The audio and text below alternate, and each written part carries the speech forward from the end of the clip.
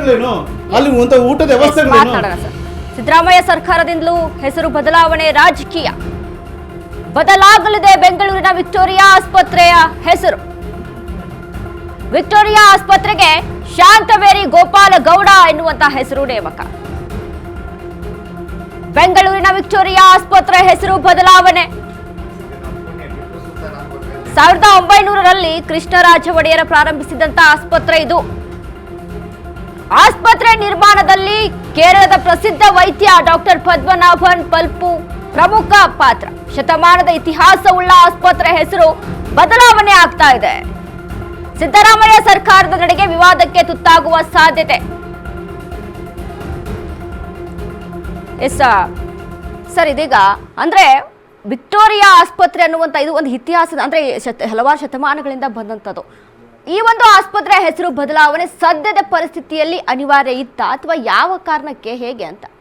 ಈಗ ನಮ್ಮ JDS ವಕ್ತಾರರು ಹೇಳ್ದಂಗೆ ಒಂದು ವರ್ಗವನ್ನು ಇವರು ತುಷ್ಟೀಕರಣ ಮಾಡ್ತಾ ಇದ್ದಾರೆ.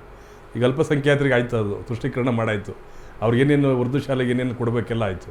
ಈಗ ಮತ್ತೊಂದು ಈಗ ಅವ್ರು ಕರ್ನಾಟಕವನ್ನು ಚೇಂಜ್ ಮಾಡಿದ್ರು ಮಾಡೋಕ್ಕೆ ಅವರೇನು ಎಸೋದಿಲ್ಲ ಈ ಸಿದ್ದರಾಮಯ್ಯ ನೇತೃತ್ವದಲ್ಲಿ. ಅವ್ರ ಸಮಾಜವಾದ ಹಿನ್ನೆಲೆಯಲ್ಲಿ ಅವರು ಶಾಂತವೇರಿ ಗೋಪಾಲ್ ಗೌಡರ ಹೆಸರು ಇಡಬೇಕು ಅನ್ನೋದೇನಿದೆ, ಬೇರೆ ಯಾವುದೋ ಹೆಸರು ಹೊಸ್ತಾಗಿ ಇಡಲಿ. ಹಾಗೆ ಇರೋವಂಥದ್ದನ್ನು ಶತಮಾನದ ಒಂದು ಆಸ್ಪತ್ರೆಗೆ ಹೆಸರನ್ನು ಚೇಂಜ್ ಮಾಡೋಂಥ ಅವಶ್ಯಕತೆ ಇಲ್ಲ. ಅವ್ರ ಉದ್ದೇಶ ಏನು? ಚೇಂಜ್ ಮಾಡಿದ ತಕ್ಷಣ ಏನಾಗುತ್ತೆ ಅಲ್ಲಿ? ಏನಕ್ಕೆ ಚೇಂಜ್ ಮಾಡ್ತಾರೆ ಅನ್ನೋ ಉದ್ದೇಶ ಏನೋ ಇದೆ ಅದರೊಳಗಡೆ. ಅವರ ಉದ್ದೇಶ ಏನು ಅಂತಂದರೆ OBC ಅವನ್ನ ಅವರು ಓಲೈಸಬೇಕು ಅಂತೇಳಿ, ಒಂದು ವರ್ಗಗಳನ್ನು ಓಲೈಸೋಕ್ಕೆ. ಯಾಕೆ ಅದೇ ನಾಮಕಾವಸ್ಥೆ ಓಲೈಕೆ ಮಾಡೋದು, ಅವ್ರಿಗೇನು ಸಹಾಯ ಮಾಡೋಂಗಿಲ್ಲ. ಅವರ ಹೆಸರನ್ನು ಅಧಿಕಾರ ಮಾಡುವಂಥದ್ದು ಸಿದ್ದರಾಮಯ್ಯ ಜಯಮಾನ. ಈಗ ಶಾಂತವೇರಿ ಗೋಪಾಲ್ ಗೌಡ್ರ ಹೆಸರನ್ನು ಹೊಸ ಹಾಸ್ಪಿಟ್ಲಿಗೆ ಇಡಲಿ, ಬೇಡ ಅಂದರೆ ಯಾರು?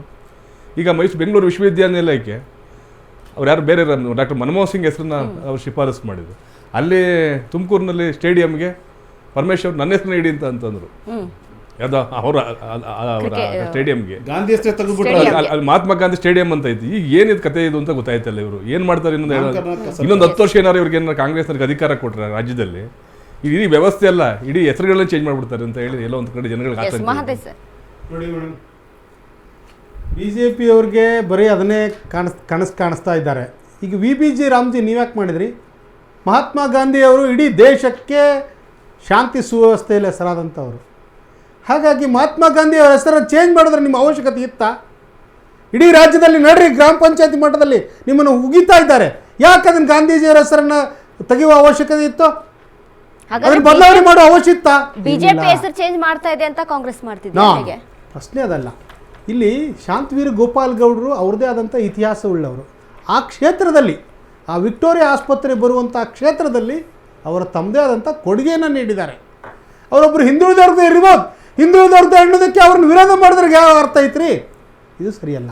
ಇನ್ನು ಏನು ಹೇಳಬೇಕಾಗಿದೆ? ನೀವು ಬೇರೆ ವಿಚಾರಗಳನ್ನು ಮಂಡಿಸಬೇಕಾಗಿದೆ, ಮಂಡಿಸಿ. ಆದರೆ ವಿಕ್ಟೋರಿಯಾ ಆಸ್ಪತ್ರೆ ಎಲ್ಲರಿಗೂ ಗೊತ್ತಿರೋದ್ರಿ. ಆ ವಿಕ್ಟೋರಿಯಾ ಆಸ್ಪತ್ರೆ ಹೆಸರನ್ನು ಶಾಂತವೀರ್ ಗೋಪಾಲ್ ಗೌಡರು ಆ ಭಾಗದಲ್ಲಿ ಹಲವಾರು ಕೆಲಸಗಳನ್ನು 50 ವರ್ಷಗಳಿಂದ ಆ ಭಾಗದಲ್ಲಿ ಹಲವಾರು ಕೆಲಸಗಳನ್ನು ಮಾಡ್ಕೊಂಡು ಬಂದಿದ್ದಾರೆ. 2013 ಅವಾಗೇನಾಯ್ತು ಸಮಸ್ಯೆ ನಿಮಗೆ? ಅವಾಗ ಯಾಕೆ ಇಟ್ಟಿಲ್ಲ ಅದನ್ನ? ಪ್ರಶ್ನೆ ಅದಲ್ಲ. 2013ರಲ್ಲಿ ನಿಮ್ದೇ ಸರ್ಕಾರ ಇತ್ತಲ್ಲ, ಅದಕ್ಕೆ ಮುಂಚೆ ಕಾಂಗ್ರೆಸ್ ಸರ್ಕಾರ ಇತ್ತು ನೋಡಿ. ವಿಕ್ಟೋರಿಯಾ ಹಾಸ್ಪಿಟಲ್ ಇವತ್ತಾಗಿಲ್ಲ, ಅದು 100 ವರ್ಷಗಳ ಕಥೆ ಆಗಿದೆ. ಈಗ ಸ್ವತಂತ್ರ ಪೂರ್ವದಲ್ಲಿ ಆಗಿರೋಂತ ಹಾಸ್ಪಿಟಲ್ ಅದು. ನೀವೊಬ್ರು ವಕೀಲರಾಗಿ ಯಾವುದೋ ಒಂದು ಪಾರ್ಟಿನ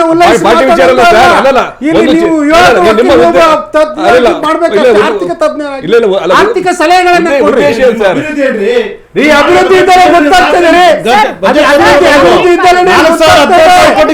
ಬಜೆಟ್ ಬರ್ತಾವೆ. ನೀವು ನಾಮಕರಣ ಚೇಂಜ್ ಮಾಡಕ್ಕೆ ಬಜೆಟ್ ನಿಮ್ಮ ಬಜೆಟ್ ಆದರೆ 4016 ಬಜೆಟ್ ಮಾಡಿದ್ದೀವೋ ನಾಮಕರಣ ಚೇಂಜ್ ಮಾಡಕ, ಅಭಿವೃದ್ಧಿ ಮಾಡಕ, ಹೊಸ ಹಾಸ್ಪಿಟಲ್